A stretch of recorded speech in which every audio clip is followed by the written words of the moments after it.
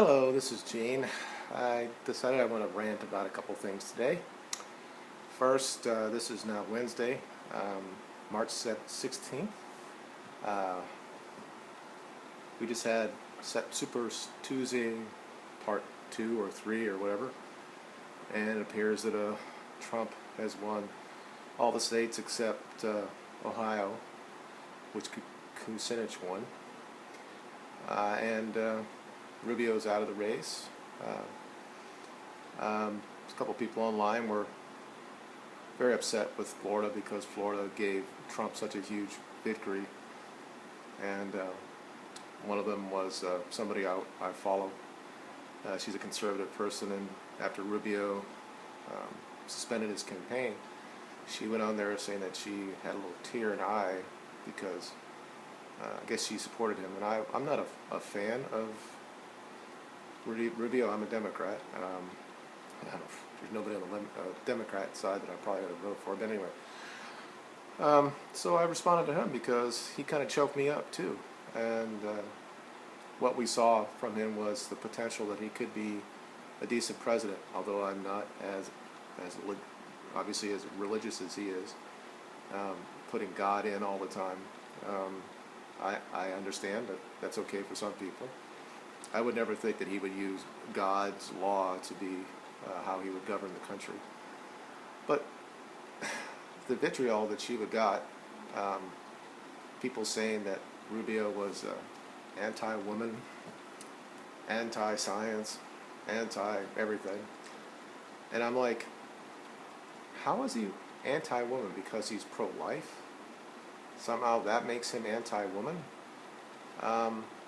The science is not out on when life is created, or when the fetus becomes a human, or when, how we would like to say that if somebody is actually feeling pain, that we probably shouldn't abort that person. So I have no problem with people who defend life, whether Democrats or Republicans. So this kid was probably 17, 18 years old, and that so and he asked her, because she kept tagging her name, and she didn't want everybody to come in her timeline to basically say that that he's a bad guy or whatever. And he asked her to stop putting it on there, and he's like, I'm just going to put it out there because you put it out there and it's public and all this stuff. Why? This is the problem with the authoritarian left, and he's obviously part of it. He only wants to hear his version of reality, and anybody who have a different opinion, he's going to continually shame it or vilify it, or then put those little words around it saying that obviously if you're against women, that means you're a misogynist, right? Or if you don't believe that all Muslims are perfect, you have that thing about Islamophobia. They like to use these words and put it out there, and that almost entirely is coming from the left. And I've talked about this in previous videos, and it disturbs me that it continually is on. And of course, while this was happening, I didn't know what was going on because I was tagged as well.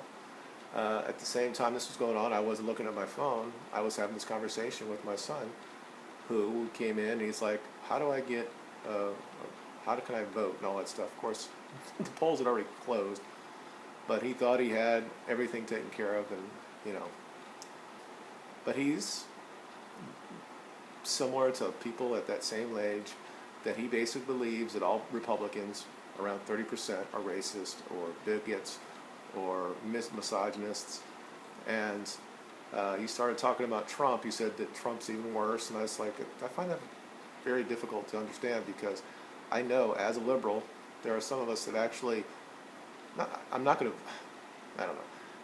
I understand why his popularity is, and his rhetoric is taken out of context. I watch all his speeches. I know what he says. I know what he said in the past. Some of them was way over the top, but sometimes it needs to be said. Megyn Kelly needed to be called out on. The media needed to be called out on. I mean, Cruz did the same thing. He just railed on the media. And last night, Trump said that most of the reporters are disgusting, but they are. because they only do things on their own for their own agenda. They don't really care about what the person that's running for office is doing. They just have their own agenda, and that leads me back to the other video that I did about Michelle Fields. When it all comes out, we're going to find out that this woman had an agenda all along. I'm not saying that she planned this to happen, but when it was given to her, she exaggerated it for her own fame and her and money or whatever on the line. If you look at that, we find that she's a piece of work. And so, and those who actually watched the movie, thank you, or the video. I mean, it's one of my better viewed videos, so thank you for watching it. But we had this conversation. He started going on, and we started about Islam and all this stuff. And he's saying it has nothing to do with Islam. That's why they're that way. That's their culture and all that stuff. And I tried to explain to him that in Islam, the culture is Islam. There is no, and the government is run by Islam and the book of the Quran. I said until they have a reformation like Christian has, that the Jewish people had, they'll never be able to be assimilated into the West. And I tried to explain to him. I said, yeah, in this country we only have less than 1% of people are Muslim. We don't have the same problems that's going on in Europe, but at some point it's going to come here. The problem is that over time they're going to have enough people in power that whole area can change. And if Europe goes that way, becomes under a theocracy, what's up next? It's going to be everybody against us at that point. I know it's a hard situation, but he's so progressive that most people are when they're young, but they just start saying things that are in absolutes. They think that it's true that 25% of Trump supporters are racist, and I think that word is just used way too much now. There might be, you might see something and you're like, oh, it's probably a black person that's doing it, and I can look at factual evidence that shows that mostly it is, but that doesn't really necessarily mean that you're racist. You're just looking at the facts that are there. As a liberal, we try to figure out ways to make things better, whether it's people in the community doing what's right, or if necessary, going in and just building better schools, have better employment, jobs or whatever. We've tried to do this for like 40 years through American Affirmative Action and welfare and other things, and we find that really isn't helping until they do better for themselves. Nothing's going to change, and there's no difference between that and the poor white community as well. When Bernie Sanders says that he doesn't think that there are white people in the ghettos, well, I can tell him that I grew up in the ghetto. I grew up in East St. Louis before we moved to Florida. And I never felt like I was going to be killed or anything. It was maybe the stats were probably worse back than it is now, but I know now. And I want to put down a little video from a pastor, I guess he is. The black pastor went to schools in St. Louis, and I'm from St. Louis. And it's powerful stuff, and it's something that should be going all the time in that community. And he basically says, you need to stop blaming everybody else. I said, yeah, maybe you didn't have your father at home. Maybe your grandfather is not around and all that stuff. I said, but you can still do well on tests. You can get your high school degree. You can get out of here. He said, I don't bring my kid back to these areas. He said it's done. His son is is a junior in college now, and he says, I'm from the D. And his father's like, no, you're not from the D. I'm from the D. And so I don't take my kids back to that, because that's not something to celebrate, what's happened in inner cities, especially in the black community. And I feel sorry for those kids to go through that stuff, but it's time to stop blaming everybody else. It's time to do what you need to do. And if that means that you're going to stay there and fix it and make the buildings better and build more employments there. A guy made a great point. He said there was a rapper that had just been there the day before. And he said, is he around talking to the schools right now? Apparently something happened and people were just laughing at him in the audience, and he went after him, which he should do.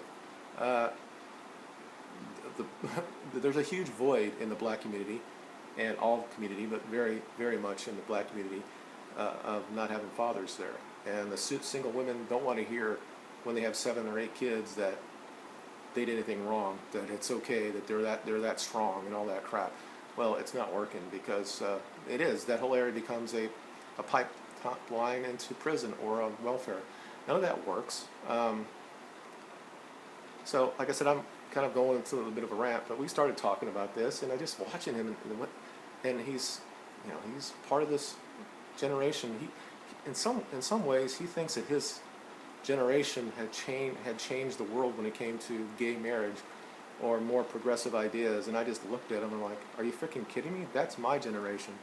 The person that's in office right now, whether I don't always believe or believe everything he's done, that's my generation that did all this stuff. And most of it was right. Our generation above us, or before us, brought in affirmative action. And I think they were probably right at first, but we allowed it to continue to go on, and I think it's destroyed this country. And the generation before me and my generation had allowed feminism to just run rampant, destroy due process, had made women thinking that they're entitled to everything, that they're the victims in every scenario, even when they raped a 12-year-old boy, but the boy was looking for it. He had a hard-on, so it's okay then. And there at the end, they're still the victim, and that's all from feminism. Now, not always, because in the old days, even if a woman killed somebody, we just said that they couldn't control themselves because they're emotional creatures. So when I have these conversations with him, and I'm trying to be open to what he has to say. And I could just do the old man thing and say, I'm older than you. I have experiences. I was a very, very liberal for a long time. But things change, and you find things. And I'm not talking about from a fiscal or conservative dealing with money. I'm talking about life and what goes around the world. And I'm not a person that would ever say blow up all Muslims. But I tell you what, if we did like Germany did and allow almost 2 million people come in this country, I can tell you this: if that was like a policy, and in the next 6 months that was going to happen, there would be marches on Washington D.C. And it would be armed, because it doesn't mean that we don't want to help people, but the problem is there are Muslim countries around Syria. They need to help first. We don't need to be the bastion for everybody when it comes to this. There is a difference between immigrating somebody legally or immigrating somebody that is from a Judeo-Christian area that has been through a reformation in what they believe. There's a difference to immigrating somebody that has been living in this shit. It's not part of what they believe. And Ryan wanted to bring up the idea that we're not born this way. And I'm like, yeah, okay, we can say that. Nobody's born this way. You're a product of where you're born by. But at the end of the day, these people still make these choices. And some people have come out. A lot of people have reformed, Muslims. Guys that used to be martyrs or somebody that would have been suicide people, they've reformed. But they have so many people that believe in Sharia law. And even if it's half that believe it, and that's like 500 million people, I don't think that all 500 million people are going to be suicide bombers. But they're going to turn their head the other way when something's going on. They're not going to tell anybody. And they're going to vote people in offices, even though these are places that are under theoretical places, they still vote in people that believe this. And once the government becomes the church, and the church is of Islam, all these people that complain about what men do in this country, manspreading, mansplaining, anything, any type of, if you call somebody online that they're lying, that they want that to be harassment and you want to send you to jail. The shit that would happen now, If you don't believe any, oh my God, I don't understand this. How the left and the feminists are supporting Islam. Not all, as Devin says, but so that's what I want to rant about. If you have any comments, just let me know. Tell me I'm off base, or we can have more discussions later on. Just had to get this off my chest. I want to thank you for listening, and you guys have a good day. Bye.